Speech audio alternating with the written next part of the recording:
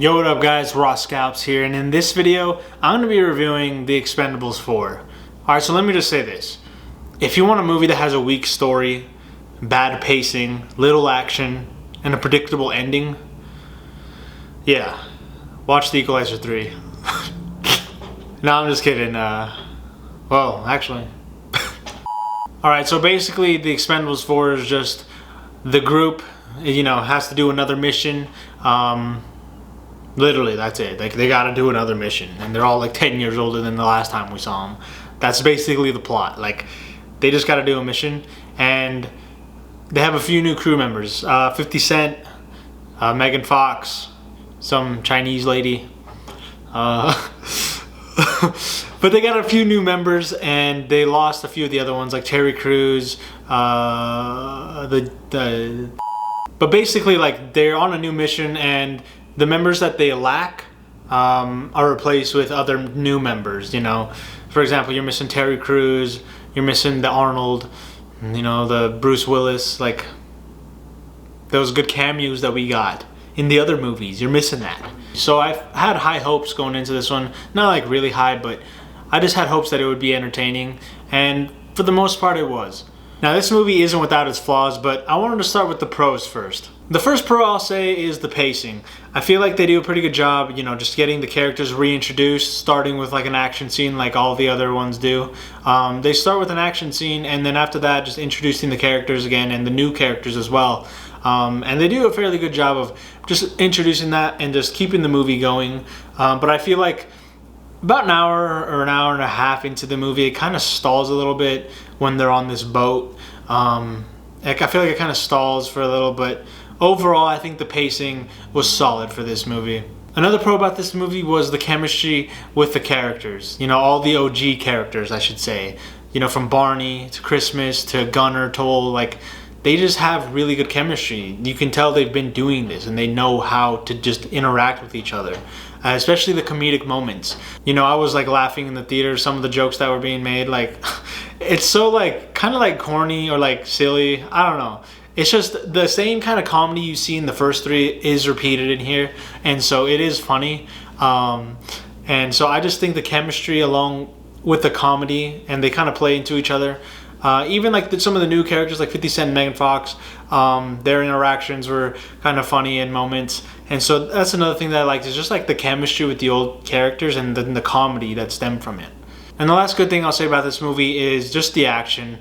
You know what to expect from an Expendables movie. It's a lot of gunshots, a lot of fighting, a lot of stabbing, shooting, a lot of action in general, bombs, explosions.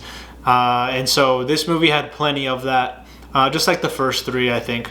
And so just in that category, I think it was pretty action-packed and just entertaining overall. Now I'm going to get into some of the cons about this movie.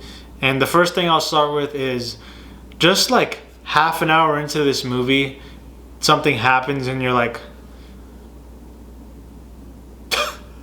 like, it's just like, why did they decide to do that?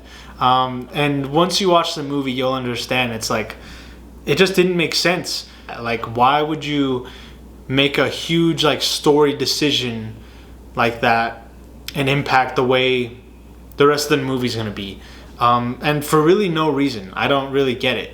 And if you watch the movie, you'll see. And another con I'll say about this movie is just like the cast. While yes, you do have some returning members, it's just you don't have the entire crew. Like the first movie and the second movie, they did a really good job. The cast, just from top to bottom, even the cameo scenes, like, they played in so well. And here, I feel like you're missing that because half of the crew isn't even there anymore. But yeah, I just feel like they lacked, and it just could have been better. Another thing I'll say is, like, it's kind of like a John Wick 4 type movie. The enemies literally can't hit the protagonist. They literally can't. They're shooting and there's like 10 of them. They're all missing. They're literally all missing. Like John Wick 4, he was dodging every single bullet. Like, that's how this movie was. Statham or Christmas, he was literally dodging every single, not even dodging. They were just missing all their shots.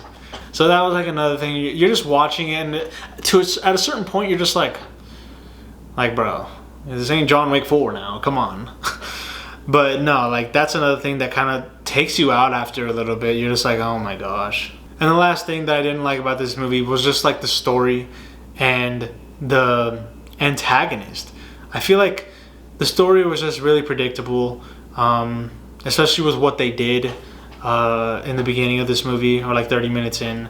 It was predictable, and it was kind of like just underwhelming at the end with the antagonist.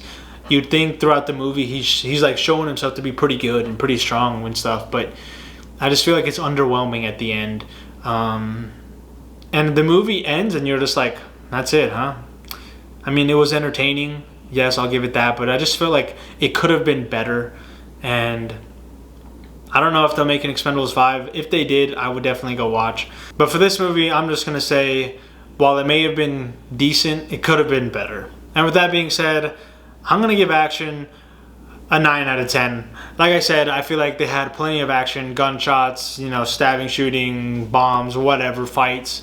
They had plenty of action in this movie to keep you entertained for the most part. Even though it kind of got like a little dull and repetitive, they still had plenty of action. Emotion in this movie, I'm gonna have to say like a 5, because there's a scene in there that I don't know if you're supposed to be like sad. It doesn't really make you, from because of how they like do it. Like even then, if you're going to do what they did, they could have done it in a much more emotional way that would really like, I don't know, it would hit harder. Like it just didn't hit at all. Like I don't know if that's what they were intending, but I just feel like the emotion, there was maybe one scene towards the end where you might have started to like be like, dang, like is this about to happen? And then I don't know, like that's about the only scene. Besides that, it's not really emotional, so I'll just say like a 5 out of 10. Suspense in the movie, I'm just gonna give it a 6. While I feel like the beginning of the movie kind of, I'd say the first half of the movie was fairly good, and like you kind of wanted to see what happened.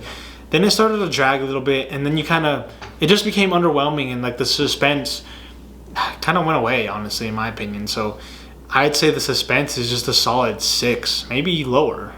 Pacing in this movie, I'll give it a 7 out of 10. The pace, for the most part, it does keep you invested, and it is going. You know, it's just that middle part, I feel like, just kind of kills it for me.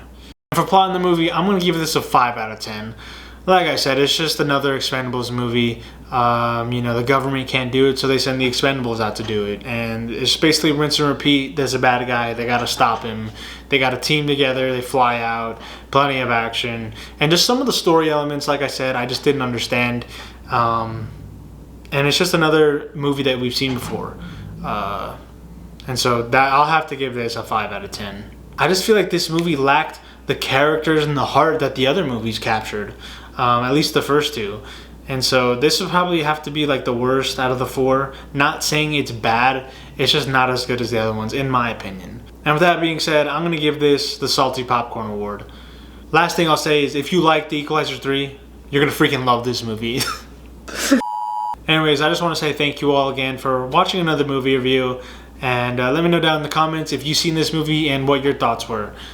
With that being said, I'll catch you all on the next video. Peace. And stay tuned for next week, as we're going to be reviewing Saw X. You know, I have friends who really want to go, so we're going to take a look. Me and Sarah are going to have a review up for you guys. And based on the trailer, I say this is going to be at least a solid 8 out of 10. Just the story alone, I feel like, seems interesting enough. And so that's what's happening next week. Back with Tyrell. Thank you all again for watching another movie review, and I'll catch you all on the next video. Peace.